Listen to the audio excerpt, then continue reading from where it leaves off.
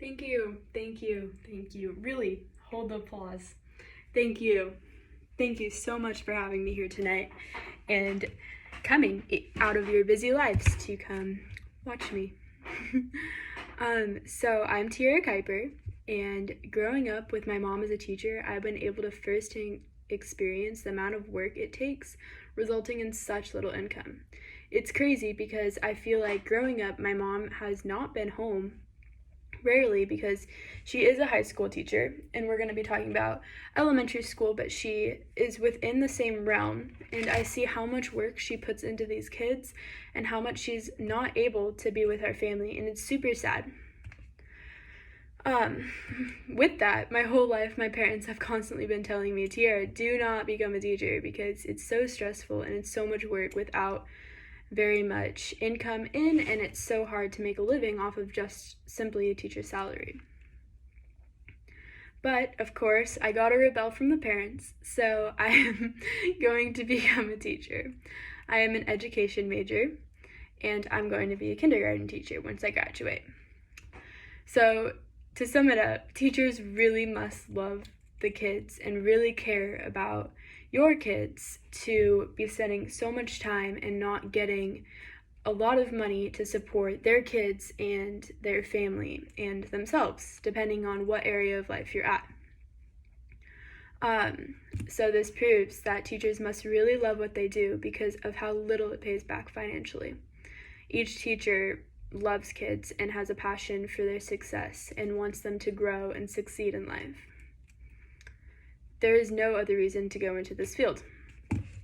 So, pretty much, I'm going to be in school for about 5 years, and I'm going to be having to take summer classes as well as winter classes, and I'm taking 17 units a semester, which is over full time.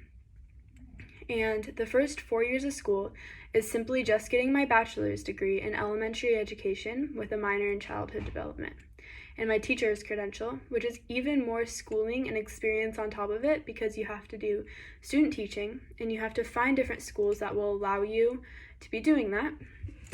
And experience is everything with this field. Then you will need to finalize your credential by taking even more classes or getting your master's within a specific area, which is even more time. You're allowed to be working during that time, which is definitely a benefit, but it's definitely hard because you still got to pay for it. So, for example, if you're attending, say, Point Loma Nazarene University, the average cost of school will be about $246,370, not including the extra classes and student teaching fees that may be included. And I know there's definitely different routes to take it, but Point Loma not being one of the super expensive schools, this is just an estimate on how much you would be paying. And then on average, for starting teachers in California is $46,992 per year. And I know this definitely depends on if you're a public school teacher or a private school teacher. They definitely differ, and it depends on what area in California you are, but this is just an average and an estimate. So this means it would take over 5 years to pay off your student loans if you're solely putting your whole income towards the student debt, which is simply impossible because you are going to need your income to make a living, which is even hard off of that much money, and also with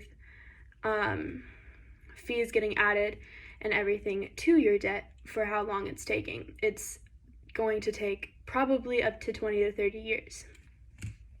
To compare, the average salary for a plumber is $64,519 per year, which is even more than a teacher. To become a plumber, you only need about 2 years of trade school, which is typically so much cheaper than a university.